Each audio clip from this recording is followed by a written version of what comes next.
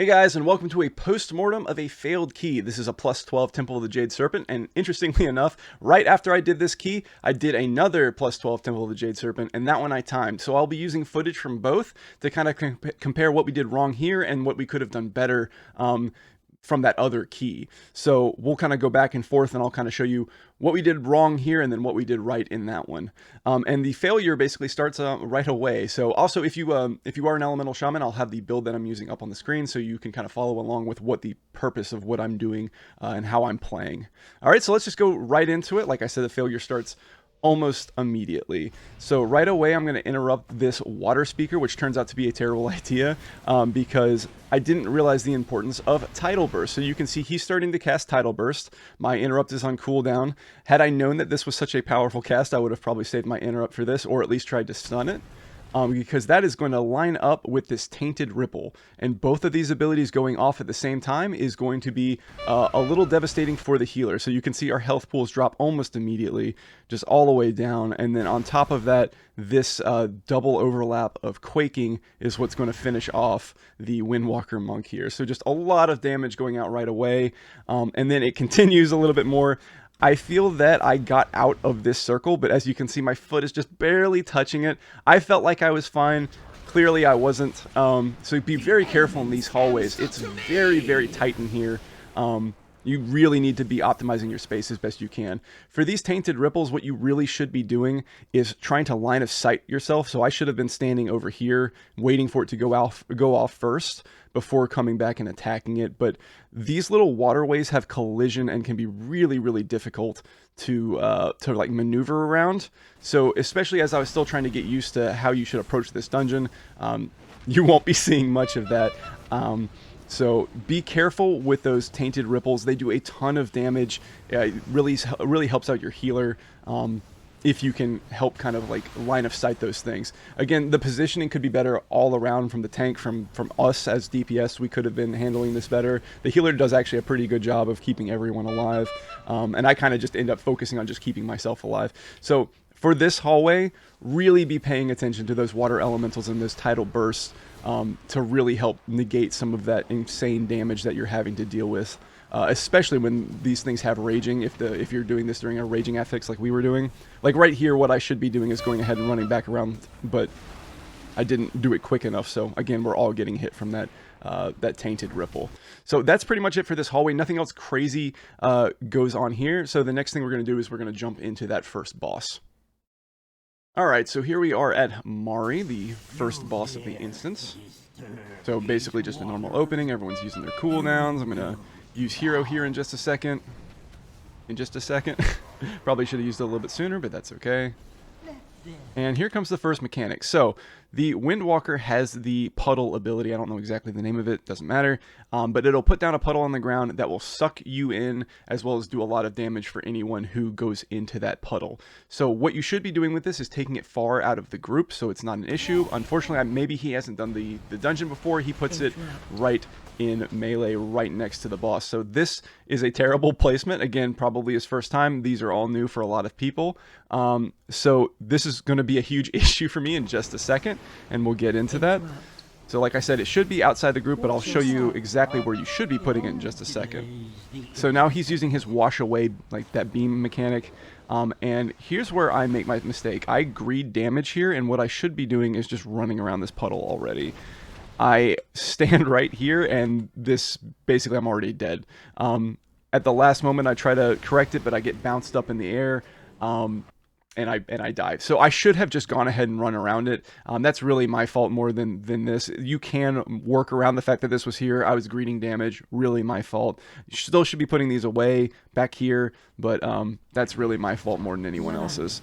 So this time I get the mechanic, and I'm going to take it way back here, so that it's not an issue for anyone. So by putting it in the back, this is like, basically this mechanic doesn't exist now. This did nothing. There's no way that anyone's going to be in trouble with it back here. So whenever you can, especially if you're a ranged person, you should be dropping it off back here. Alright, so we'll just kind of keep going. This boss basically doesn't do anything outside of those two mechanics. You just need to make sure that you're watching the water bounce. And the water will bounce 3 times. And on like it kind of, in the cadence, it kind of goes 1, 2, 3 splash. So just keep that in mind when you're doing this yourself. You can kind of go 1, 2, 3, splash. So again, this time I just go into Ghost Wolf and just run around it. I just didn't even want to mess with it. We keep going. I get the mechanic again. This time I'm going to go behind this last one so we preserve some space. Probably don't need to go that far back. But again, that mechanic is now negated. Don't even have to think about it. No one's in any kind of trouble here. You see this one got dropped off in the back a little bit too close. It could have been pushed back here. But there's still plenty of room here to kind of to sneak through as we run around. So not too big of an issue. I get it one more time. But this time I step in the water too quickly. I didn't wait. I bounce up in the air. And now I just don't have enough health to survive the mechanic. We do end up killing this boss barely with 3 people left alive. Really, really rough. Could have been handled better by me. So just keep those in mind. You want to be putting these back here as often as you can to make it easier for the rest of your group. But that's about it. Let's compare this now to how it went in that second key. Alright, so here we are right back at the beginning of that first boss again. And we're going to just jump right into it. I hero much earlier this time. And as you can see, this is a much better comp too. We got a warrior, we got a hunter. It's a raging weak that's going to be super important.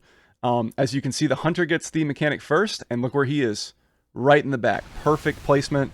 He's going to drop it off there. That mechanic now doesn't exist for anyone else. Just completely dealt with. Don't have to think about it ever again. Alright, and we just continue. We get the wash away. I run the correct way, fortunately, and he went clockwise for that one. And we were just chilling. I need to get better at that mechanic. That's something that I just haven't really internalized, that cadence with the bouncing water. I can't count to 3 apparently. Our healer dies, but that won't be too big of a deal. But here's a thing that is just so amazing. Look at this. You see this guy over here? Who's that? Who's that? That's the Death Knight. That's the Death Knight. That is a melee player running off of the boss to deal with a mechanic. Actual Giga Chad levels of energy right here. The Death Knight actually went off the boss to negate this mechanic so that no one else has to deal with it. Actually, amazing job to be willing to move off the boss like that for a mechanic. And then he reses the healer, so we're good. Now, I will say he immediately messes up. I think he thought that AMS would negate this mechanic. He was thinking that it was magic, because he does use his AMS, but then drops it off right in melee. So I assume that's what he was thinking. Maybe this was the first time for him doing this dungeon, or just wanted to try it out to see if that would work. Obviously it doesn't, but overall, really good on that first one specifically. So we continue. Just don't really have much to deal with here. Unfortunately, Mario went counterclockwise. And we're just chilling, doing damage, not having to worry about too much now. So this time, the Death Knight gets it again. And look at him. Look at him go. Look at him over here. All the way to the back. Not even thinking about his damage. Dropping it off in the back, doesn't have to worry about it. Again, just, that's something like, again, melee players, you can do this. I know it feels like it's physically impossible to get off the boss, but you can. This is a little bit bad placement for me. Obviously, I don't want to drop down here. It could have been better. There's still plenty of room. I personally just don't like having it that close. But again, so much cleaner, right? Like when you actually handle these mechanics and when you're not trying to greed damage, you can stay alive and actually kill the boss. If you went back and compared the damage, everyone's doing more damage here. Death Knight has a little bit of a sacrifice because of how much he had to get off the boss because of getting those mechanics. But that's worth it if you're trying to actually kill the boss and not worry about your own personal performance in terms of damage. Much better handled than we did in the first group. So let's continue on from there, going back to that previous group. Alright, so back to that original group. If you notice, the death count has increased by like 7 or 8. And there's really not much to talk about there, like on the trash on the way to this boss. Basically, it comes down to the tank and 3 of the DPS got stunned with the thundering buff. And they died to enraged mobs, and we had to run back. So that's where those deaths came from, just not handling that mechanic. I want to talk about thundering a little bit later in this video, but there's really not much to learn from that clip, so I'm just not going to worry about it, and we're just going to jump straight into this second boss. So, and I've got the sound muted. I accidentally had my mic on when I was recording this, so I don't want you to be distracted by me and my wife talking while I was playing this. So what you're supposed to do with this boss is you're supposed to start on one, and then when it reaches high stacks, you switch to the other one around like 6 or 7. But you'll notice here as we switch right at like 6 right here, I do one more and then I switch. But you'll notice that the monk continues to attack on that first one and pushes it all the way to immune. Again, probably didn't know the mechanics. It's still week 1. It's fine. People are going to be making mistakes. I'm not worrying about pushing too hard or even completing dungeons in time. It's fine. Everyone's learning. But you really don't want to be pushing one of these mobs to immune, because you can put yourself in a situation where they're just going to go back and forth between being immune now, and it just makes the boss take that much longer, and it's more work for the healer. So be aware of that. Make sure you're actually doing the mechanics of the boss. This boss really doesn't do anything. Kind of free as long as you're not messing up that mechanic. So just make sure you're going back and forth there. But that basically just kept happening. I think this one stops at 9. Yeah, so make sure you're paying attention to mechanics. That's a big thing right there. I'm not even going to show you what we did on the other group. As you can imagine, we didn't push them to immune. That's basically it. And you notice here, we're going to kill this one on the left now much quicker than the one on the right because of the way that the timings got messed up. So here we are literally just having to wait for this thing to stop being immune, and we're just wasting time. We handled the mechanics correctly in the second group. I don't have to show you that. So we'll just kind of move forward from here. All right, moving ahead here into this central room, a lot of annoying trash. I almost didn't include this part of the dungeon because it's just sloppiness. There was a whole lot of this kind of sloppiness, but it does add up, so I feel like it is important to at least mention that this kind of stuff happened. Right here, I have the negative charge, and I just didn't think about clearing until the last second. I thought we'd be close enough here, honestly, but we're right next to each other. I'm almost on his model. It wasn't close enough, though, so I died. I guess I was just a little bit delayed, and then I make the mistake of releasing. Don't release. Don't do that. When it's just simple trash like that, don't release until everyone is either dead or it's clearly going to be a full wipe. They could have finished clearing that, and then just res me here. This is a long run back, so again, little dumb mistakes like that just add up and can absolutely kill your key. Nothing else really to talk about here. You'll see that they start dropping off as well, and it ends up being a full wipe. So just a lot of dumb, stupid mistakes that happen here. We don't make those kind of mistakes in the second run. Nothing to really compare this to. Just don't make stupid mistakes. Watch out for thundering. Again, it's still going to talk about it a little bit more in depth in just a second. So the third boss, again, really easy boss. Nothing to say on that one. So we'll just go ahead and skip to that next trash that everyone loves so much. All right, so this is where the key really falls apart. This is where we lose time. So obviously this is one of the hardest pulls in the dungeon, probably the hardest pull in the dungeon with how many mechanics that you're having to look out for. Probably should have just lusted this because I should have known that we would struggle on it. But this is where it falls apart. So almost immediately with that said. So again, we're just immediately pulling it. And you'll notice one of these mobs in here will use its frontal AoE cone. It's so hard to see when everything's going on in here. The Death Knight probably just didn't see where it was, thought he was clear of it, and just gets absolutely wrecked by it. And just probably didn't know like where he could move to like get out of it. So that's the first thing that goes wrong. Next thing goes wrong. You'll notice that we've got thundering, and I'm moving away from the person that I had it, but when it hits, if I back it up just a little bit here, just a little bit, you'll notice that it's very clearly a swirly like this above my head. Again, I should move this up a little bit more so I can see. But it's very clearly a swirly. As soon as it hits 5 seconds, it adds this blue charge, and now it looks exactly like the positive charges. So if you're waiting too long, like what you should be doing is as soon as you get thundering is mentally pair yourself with someone with the opposite charge. But like, I feel like what I've been doing, and again, this is wrong, is been waiting until about 5 seconds to be like, okay, who am I clearing with? Because now I can't tell at a glance when I'm still trying to pay attention to everything going on here who I can even clear with, because this looks exactly like this at a glance. I don't know why they added this little charge thing. It's kind of saying, oh, it's about to go off so that people who don't have weak wars and stuff like that aren't being forced to look up here in the corner. But this looks too similar to this, in my opinion. I really hope they change that.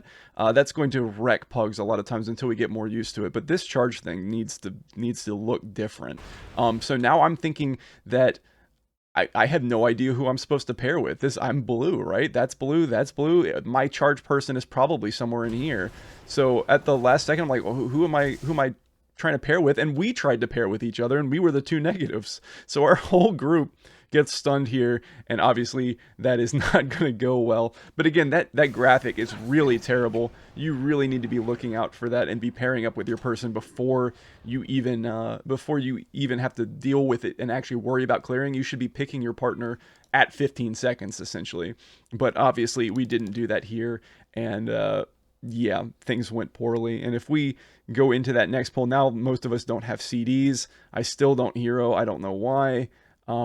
And things just go wrong immediately. The monk, I went a little bit too far there. The monk just immediately gets one shot by this frontal, I think is what it kills him, but he just gets destroyed, just completely deleted.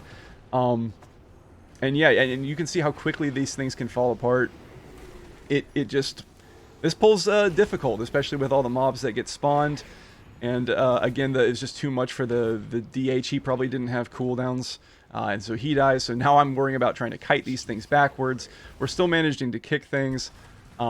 Fortunately, the run back at this point isn't that bad, and you can salvage pulls, but we don't salvage this one either, unfortunately, as you'll see in just a second. When the next thundering comes out, again, we mess up our thundering. So here we go again with the thundering. Again, monk dies immediately. I didn't even catch what it was that time. Probably another frontal, or it could have been an enraged mob doing something crazy. But again, this pull is out of control at this point. And at 5 seconds here, I kind of realized that we have the same charge, so that the person I need to be clearing with is somewhere in melee. The tank is dead and has a negative charge. The only person I could possibly clear with, if I can't find his body, is going to be the DK. I leap in here trying to clear. I think that I got close enough to him here. I feel like I went right through him. I kind of call shenanigans there, but the game said otherwise. I went right past him, tried to correct it, come back, we all get stunned again. Just an absolute shit show, to be honest. And then those 3 mobs reset. As you can see at this point, we're not timing the key. Just handled poorly all the way around. So yeah, we eventually kill that. We eventually kill the boss. But as you can see, this is basically it at this point. I think we did fine on the boss in this one. Not much to worry about there. But again, this is done at this point. 38 deaths. It's going to be hard to recover from this point. But let's go back to that same exact trash in that other 12 that I did exactly right after this key and see how we handled it in that key.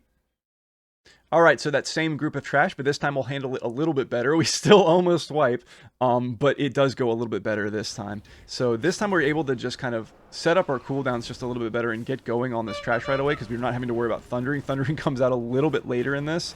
It still will mess us up a good amount. The DK here almost just completely gets destroyed by the double debuff and then getting hit by that frontal, but manages to stabilize there.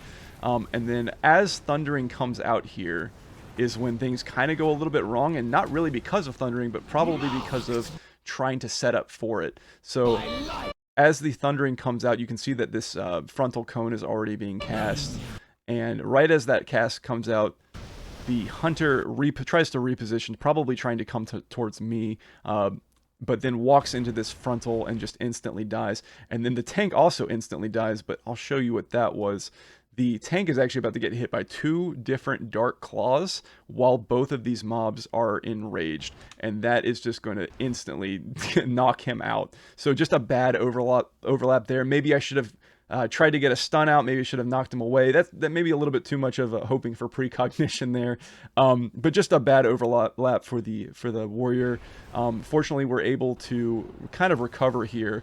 We can clear right before we start kiting, and we can just kite these mobs back, because fortunately, like I said, the run back is not that bad, and we're able to recover from this, what was about to be a very bad pull. I do make one big mistake coming up here as we pull these back. The warrior gets them back under control. I grab some aggro from some of those small ones, but again, we basically got it under control now. I just make one stupid mistake of running back into that that frontal. I thought maybe because I was on like the lower level and it was up on the stairs, it would go over my head. But there was no real reason for me to position there. I don't know why I thought that. Don't do that. Don't run into frontals. But yeah, we're able to recover. We're able to finish off that last mob. And it didn't just completely wreck our key right there, fortunately. So we're able to go on and kill the boss, fortunately. So just to finish out the key, we'll go back to that first clip again, just to kind of break that down, just to finish that off and kind of get my closing thoughts from there. All right, here we are back with that first clip. And we're going to pick it up from here, but the thundering actually is not the issue. But as you notice, the healer is already down substantially on mana. We actually pulled this boss with the priest only at 75% mana, so it's going to come back to bite us here. I do manage to clear this off by just running through the boss and finding the DK to clear, but the priest is just at so low mana. What I should be doing probably at this point is helping out a little bit more with healing myself, dropping a healing stream totem. I do that, but I should be really using this ancestral guidance. I kind of just forget about it right now. I do try to help out that healer at the last second, but it's just not enough. So that's going to really cost us here because now we're getting ads coming out. It just gets really rough. This would be the perfect time for me to have used ancestral guidance, but I was just so focused on tunneling. Really that's kind of my biggest issue right here, is that I just kind of focused too hard on just tunneling out damage instead of using ancestral guidance. Again, it might not have mattered. It might not have actually helped overall, but it just made it would have helped at least a little bit. The fact that I don't use it is kind of criminal here. That was the perfect time for me to have used it. But we do manage to recover. I had a self-res. The DK was able to res both of the other two people, and we were able to get back up and finish off the fight now. Get over that rough spot. So again, 42 deaths ain't going to cut it at almost any key level. So yeah, I hope that you learned something from all these failures. We do learn more from our failures than our successes. So hopefully we can really take some of these lessons we learned and apply them to our next key. And I did. So in the next key that happened, the one that I've been comparing it to, it does go a lot better and things do improve. So make sure you're trying to learn from your mistakes and instead of just committing the same mistakes over and over again. I highly suggest recording your own footage as well using a program like OBS, which is free and anyone can grab it. It's very useful to be going over your own footage, see what you do wrong, see what mistakes you make, and see how you can improve on it for next time.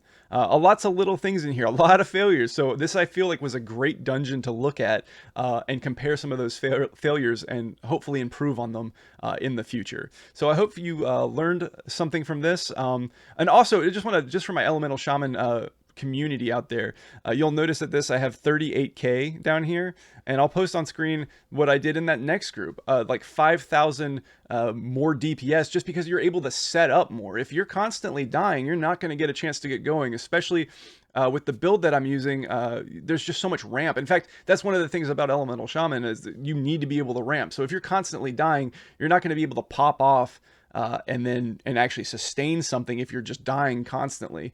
Some classes have do a much better job of being able to sustain that damage even if they're dying, but we're just never going to be able to really build up if we're not getting a chance to do all of our abilities and get our mechanic and get all of our things going. So the better that you play, the more damage you do. I know that sounds really, really obvious, but I feel like it needs to be stated. If you're so focused on just pumping out damage, and then you or someone else dies or it starts falling apart, your damage is going to suffer anyway. So it is a damage bonus or a damage boost to stay alive. Man, that sounds obvious, but but you understand what I'm saying, right? Make sure you're still doing those mechanics. Doing mechanics is a DPS increase, is what I guess what I'm really trying to say. So hopefully this was helpful for you guys. If you like this, please let me know. Check out the comments, or please leave a comment. I stream on Twitch at twitch.tv/Ridmark.